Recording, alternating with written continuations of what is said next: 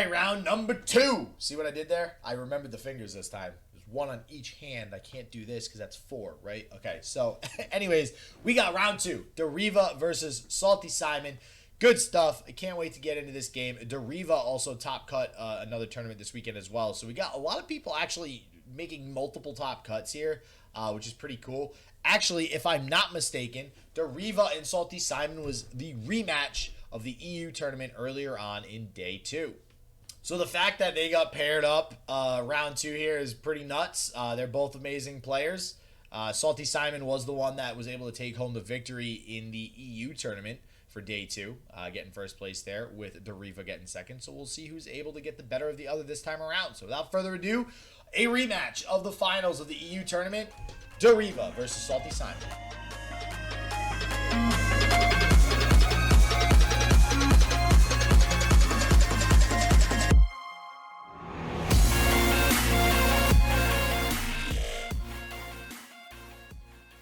Oh man, so yeah. Oh, I want to catch when he pulls up the decks too. All right, yeah. So I sway. One of these guys is playing spiders. That I did catch. Well, it's not SaltySimon because he's playing Field of Rush, Swain TF, and Scouts. So okay, so I was right on that. Yeah, so you were right on that. I can't obviously see Deriva's deck choices yet, but looks like they are about to hop into the game. So in just a moment, we'll get started with Deriva versus SaltySimon, a run back of the finals from the EU tournament a little bit earlier, round 2 of Duels of Runeterra 17. Let's get going into game 1. And I mean, because there has not been, sort of a multiple day tournaments over the course of this, that we haven't had a one day followed by a one day. I don't think we've ever gotten, the finals of the EU tournament playing in the NA later that same day. No, but because of the way that this tournament is structured, this is it looks like it's something that's going to happen a little bit more often, so it looks like Relentless Pursuits, not the greatest to have multiple of early on. This is that's post Mulligan. I thought that was free. Oh my gosh. Oh my god, and the third Quinn. The full house. Well, at the very least, we'll probably be able to level Quinn pretty quick. This is incredible. Wow. And this is as bad as it could possibly be for Simon. Let's see if he can finally top deck a playable card, and he is just one shy of it. And he seems to be in really good spirits about it, actually. Yeah, I think you can't really do anything but laugh at a hand of 2 Relentless and 3 Quinn. And I think Deriva must know, with the way this field looks, that, he must know this hand is complete garbage. Oh my god. If I were Deriva, I would probably be thinking, like, is he just, like, giving me the win? Like, is he just conceding? Oh, man. Well, looks like you're playing for games 2 and 3 here, SaltySimon. I mean, there's still a shot, maybe, but a little bit less every time. But yeah, there is still a shot. I don't think you actually block these. Oh no, okay. Well, if you have another unit, then you probably do just want to get rid of one of the spider tokens at this point. You only have 1 mana though, and I mean, you have to know that Simon's got Quinn in hand. Just sort of how many cards he has, the fact that he hasn't played anything leading up to this. I mean, maybe you have a read for things like multiple Bannermen and some of the 6 drops for post. Once again, just kind of a nothing top deck. And I mean, this is kind of the power of Scouts, though. You do get down this Quinn. That's 2 more units. The Bannerman on the following turn is actually pretty impactful.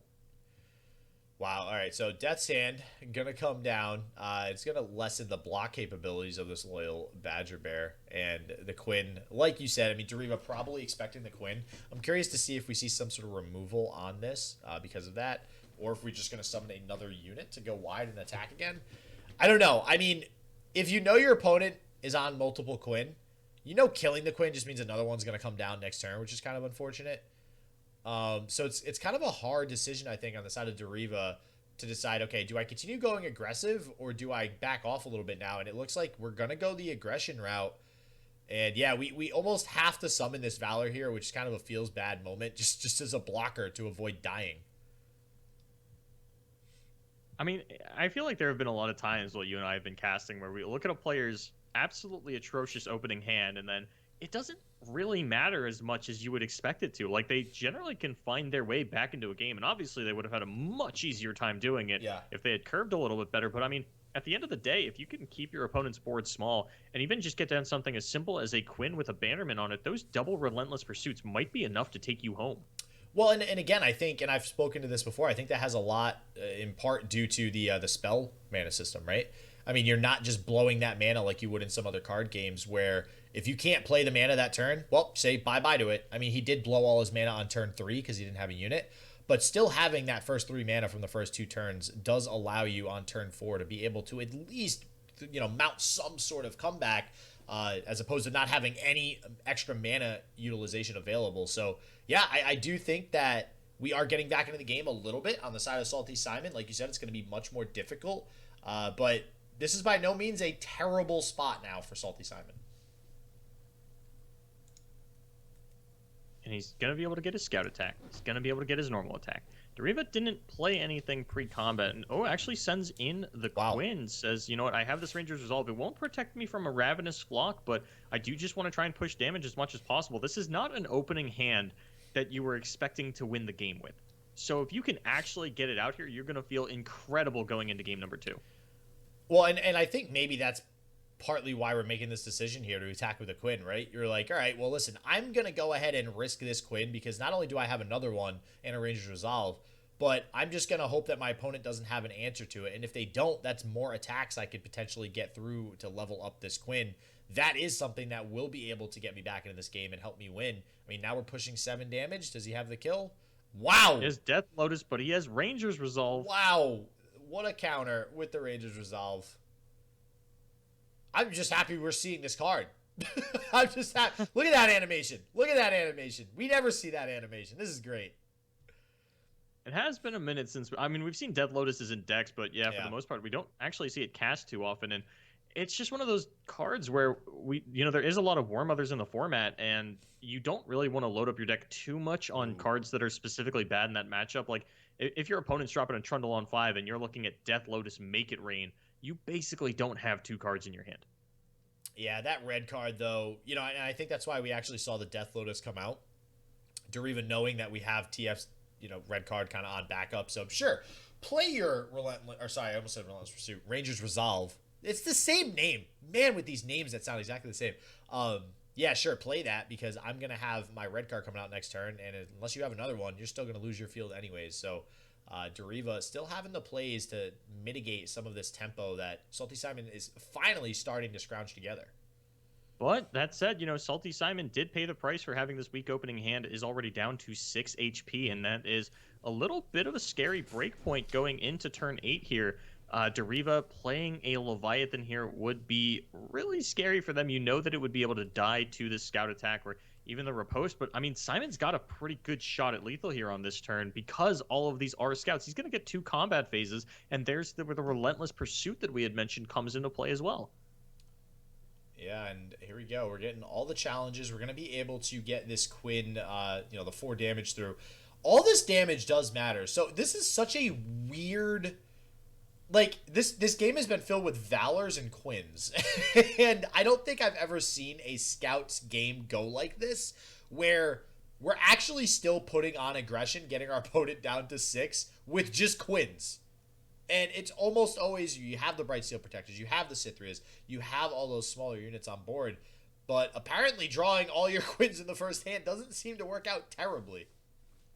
I mean, Quinn is a very powerful champion. It gets a fair amount of immediate value. It represents more damage than you would expect a 5-drop to because it does have that scout keyword. And, left on 6 mana, I don't know if there's a lot that Deriva can do to actually survive through either the Relentless Pursuit or the Riposte.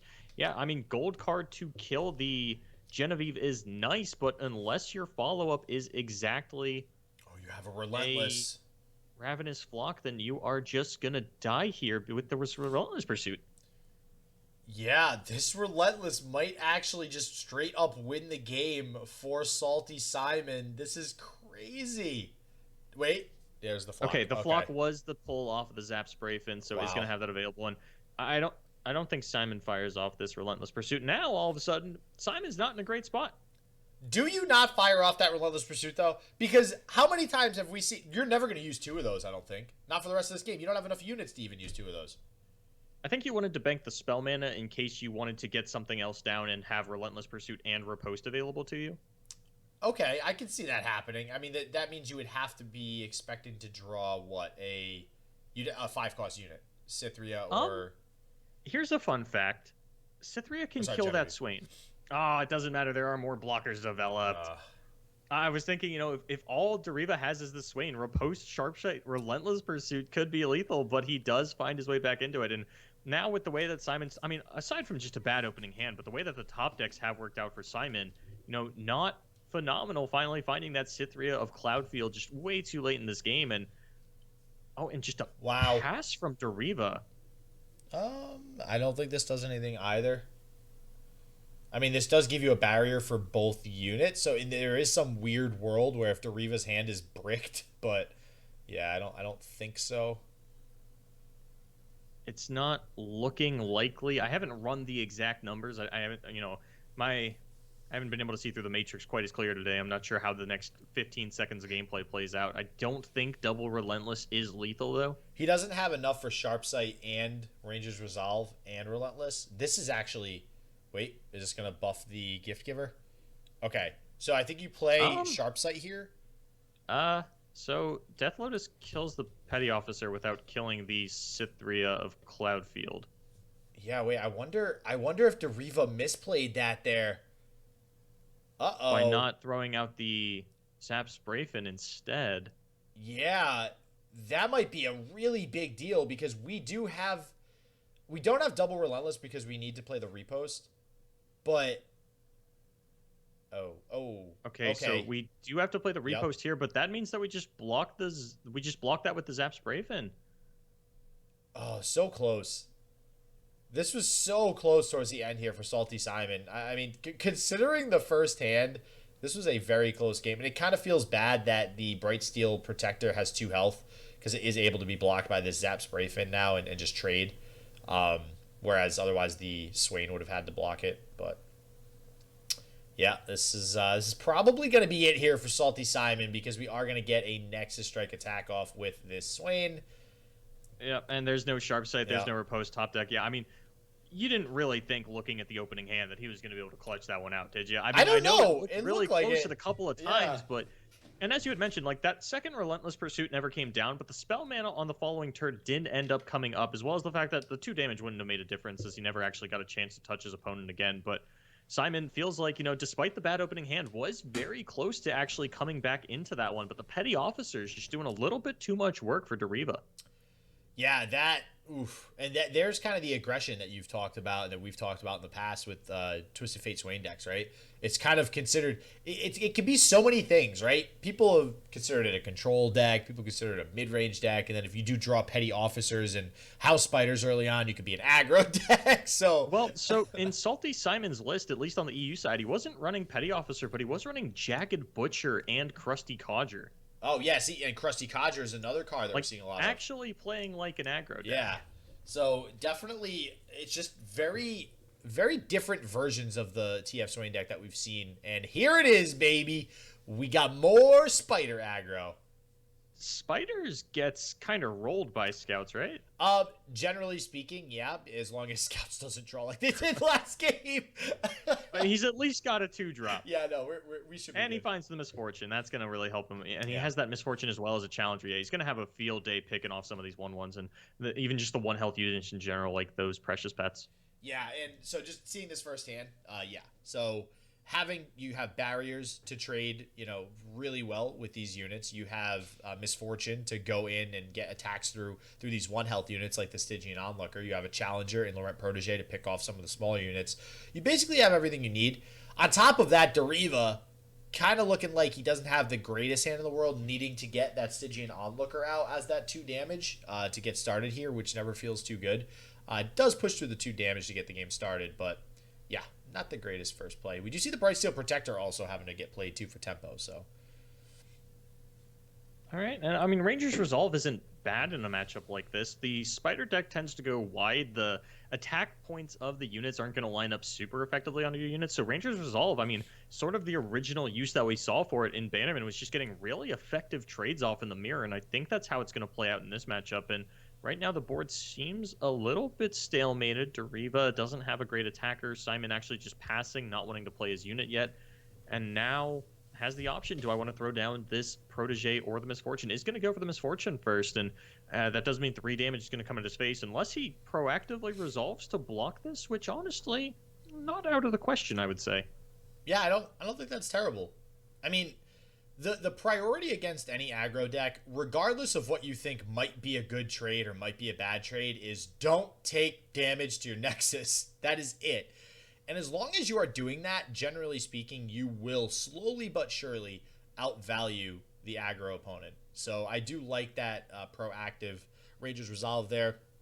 Love this Valor. I mean, yeah, we're going to be able to start to run away with it here, especially being on turn 4. Still being at 18 health. That 2 damage from the Stygian Onlooker are the only thing that's gotten through so far. You know, fun fact, I never look at a deck and say, yeah, let me put Blinding Assault in this, but ever since we saw it come out in Karma Luxless, where it was sort of used as this activator for the Radiant Guardian, and now seeing the way that it plays in the Scout deck, like, this is never a card that I probably would have considered to put in a deck, but I have loved it every time that I have seen it pop up in a tournament. Yeah, I can't say I hate this card right now. And I know you had joked, I think, one time we were watching a game, and you're like, hey, look at a 2-mana Fleet Feather Tracker, which essentially is what it is, but that Scout tag, I had brought this up yesterday, too, with War Mothers. That Scout tag actually does work against something like Weirding Stones, where you're able to kill it on turn 2 or on turn 3 when it comes out. So it provides a lot of value, I think, to these Scout decks. I have played a lot of deep versus Wording Stone decks, and I have done a lot of turn 3 pass. You play Wording Stone, I play Jaw Hunters. The amount of times that has worked is extremely close to 0. I have been Brittle Steeled. I have been Troll Chanted. I have been Vile Feast. I have been an Unspeakable Horror. Well, all right, but there's something to be said about that, though, right? You're getting some of those tools out of your opponent, especially Troll Chant. As a mid-range Demacia deck, if you get them to waste a Troll Chant protecting the Wording Stones, I think that's a pretty big deal. Yeah. So I think that, I don't know, I like Valor overall. I think it does a lot for this deck. And on top of that, obviously, the obvious addition, right, is Misfortune Quinn. It levels up the Misfortune Quinn a little bit faster, so. Yeah, I think the Misfortune level up is really big. And it has been a while since we actually sort of watched one of these Scout decks stumble on the Misfortune in the early game, which is, it should be less consistent than the Field of Rush decks missing on Wording Stones, but I mean, when was the last time we didn't see one of these players open with the Misfortune, not counting last game where, we just had kind of the most bricked hand in the history of Runeterra. Wait, so is this... I want to back up to the Misfortune. Are we seeing... I know we keep referencing that Misfortune is leveling, it seems like, a lot more than we're used to. Is that because of this addition to Valor in these decks? Yeah.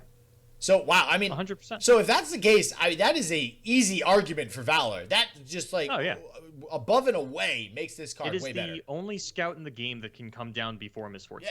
Yeah, that's incredible. And maybe, I wonder if it's almost like they planned that.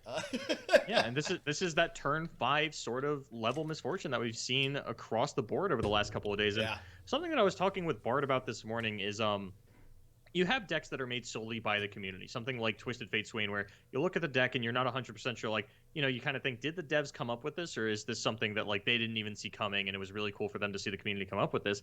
And then, think about it the other way. How many decks are there that the devs have made that the players haven't picked up on yet? Yep. And, you think about how long it took for the Blinding Assault adaptation to come out of Scouts, and it's like, have the devs known about this the entire time? Is this why the card was made and it just took us this long to pick up on it? Or is this the first time that it was meta relevant and we knew about it the whole time? Yeah, I can't tell you. There's so many times where I'm like, how many decks haven't we figured out yet? Like, because I think about it whenever somebody complains about the metagame, and I'm like, I really wish a dev would come back at somebody when they complain about the metagame and be like, you know what?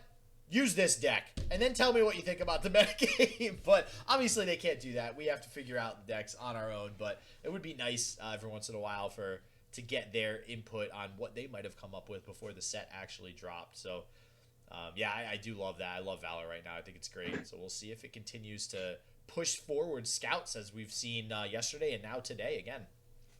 All right, Spider-Man. Spiders versus Twisted Fate Swain. Ooh, okay, so this one's tough. This hand looks like it's going to wreck Spiders. This hand is a very good hand for SaltySimon to have here versus this aggro matchup. But generally speaking, I think this is a pretty even matchup. Because of the board wipe, because of things like Twisted Fate in general with the red card, and all these stuns with the Arachnoid Sentry. You have House Spiders as well if you're playing House Spiders. A lot of it depends, obviously, on what SaltySimon is playing, if we are seeing things like Krusty Codger, right? So, yeah, I mean, generally this could go either way, but seeing this firsthand from SaltySimon leads me to believe that Salty is going to be able to go ahead and take this one home. Well, Frenzy Skinner is always a thing. He still has this Arachnoid Sentry to stun something out, as well as, go into a fearsome blocker. He's got Zap Spray Fin and Swain. Yes, Simon, sort of making up for what he had in game number one in terms of hands. Just looking really good here in game number two. And I mean, there is a Darius in this deck, right? Like that could be a difference maker potentially, maybe. Well, yes, no. And that's the thing, right? Yes, SaltySimon should be able to, without knowing Deriva's hand, be able to take this home. But Spider Aggro, as I mentioned yesterday, when you are playing things like Decisive Maneuver, like Nocturne, like Darius, like Frenzied Skitterer, if we could draw another one, these cards can do a lot of swing damage in one turn because they essentially nullify your opponent's entire field. Darius is just 10 damage. You better pray something has a lot of health. And then you have Frenzied Skitterer, which, if it comes down on a good turn, just nullifies the entire field from blockers. There has to be an Elise coming out of Deriva on this turn, right? Yeah. The not attacking with the 2/1 Spider on the last turn kind of led me to believe that he wanted to save up his Spider board. And now, with your opponent only at 1 mana, you know that you're safe to throw out one of these as a blocker. But I would assume that we're going to see the Elise come down here. And that is actually going to not be great for Simon, as, it'll level up. It'll give everything fearsome. And now you have your pick of the litter on how you want to pick apart Simon's board. Yeah, this is really good, and it looks like Deriva's been setting this up for a couple turns now, which leads me to believe we also have some sort of attack boost here, maybe. Again, I'm always curious, and we don't have the deck list, I'm always curious as to if this Brothers Bond or Decisive Maneuver, which I already mentioned, those are huge cards to push through a lot of damage, so curious to see if we get them out here. The problem with Brothers Bond right now is that we do see 2 Death's Hand in SaltySimon. Wow, that was weird saying Death's Hand in his hand. 2 Death's Hand in the hand of SaltySimon. You would have to Brothers Bond, definitely the Elise if you did that. Looks like we aren't going to go ahead and use the Brothers Bond yet, but Death's Hand is definitely a huge counter to this deck, being able to pick off most units. And even the Noxian Fervor for the Elise. This is terrible for Deriva. And there's no protection in this deck. I don't think Mark of the Isle is something that we would be seeing. And even if we did, it'd still just be used to push damage. It wouldn't actually save you any of these units. So at the end of the day, when all is said and done, Deriva's going to be down to 1 Spiderling and only push 1 damage this turn. Simon's sort of sacrificing his board to do it, but he's very, very close to the Swain level up now. Man, you just gave me flashbacks of Mark of the Isles at +3/+3. Whew. That was a card. That was a card. And that's sort of one of the problems that I have with this Spider deck is you're definitely a lot more akin to discard aggro. I don't think you really have top end. I don't know if crowd favorite is something that's popular in this deck, but you don't have sort of these pillars that the pirate aggro has. You don't have this mid-game threat like Gangplank or Jack the Winner. Yeah, no, I've tried crowd favorite in my versions personally, but I think generally people stay away from crowd favorite because it is a very situational card. I mean, generally you're going to have the right situation to play it because you have a lot of spiders on the field, but I don't know, it's just not great a lot of the time. One thing I do want to note, we actually aren't too far behind on card advantage on the side of Deriva, in part because of the Stalking Shadows that we just saw. And looks like we got a Doom Beast off of it, which is pretty good. So yeah. That said, though, it does mean we have 2 ephemeral units in our hand. Yeah, and that's, I mean, generally speaking, you kind of want to play those on the turn that you're going all in, like for an attack, like the last turn that you're really trying to push for that damage. Maybe that's this turn. It's kind of looking like it. We have Death's Hand to take care of one of these units, and then this Swain is looking like it might have to block something here. Yeah, wow. Deriva has a great read on Salty's hand right now. That said, though, the Death's Hand is going to level the Swain, and it's actually going to survive its interaction with that Arachnoid Sentry. But never mind, he actually just doesn't play it. Okay.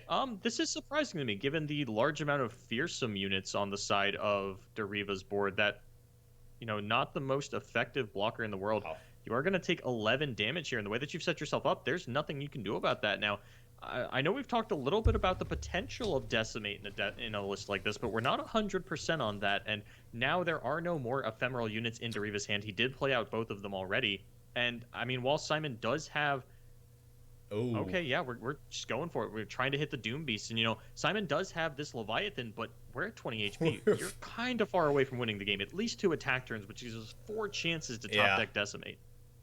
Yeah, it gives us, and I want to go out on a limb and say that we aren't actually seeing Decimate in these deck lists. We don't know for sure, but I feel like generally because this is more of a go wide strategy, people don't want to really rely on those direct damage spells. And the reason we have Unspeakable Horror is just because it's undeniably good. It gets you a Nightfall unit, which is good in a deck that you want more units.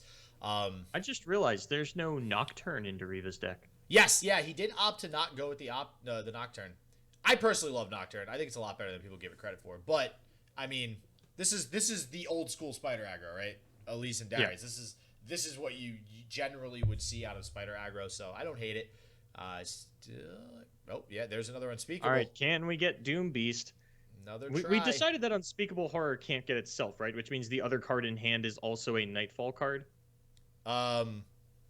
Yep, there's the Stygian Onlooker, and what did we get off of the last one? It looks like it's not lethal, but... I'm trying to remember. He played an Unspeakable the turn before. Yeah. I think it can get itself, though, no? I don't think so. I feel like it could. I think we had this discussion with chat previously, and I think... Yeah, I thought we decided that cards can't randomly generate themselves. All right, Deriva getting the better of SaltySimon this time around, so it must feel good to kind of get that revenge win in. I'm sure SaltySimon doesn't feel too bad, though, because he did get the first place win. That's usually the important one there. But anyways, Deriva still very much alive to make the top cut here in this Day 2 NA tournament. So we'll see how far Deriva is able to go. Stay tuned. Turn on the bell. Make sure you get notified when the rest of the rounds and the finals and the semis go live. But as always, everybody stay healthy, stay positive. I hope shit just works for you. Peace out.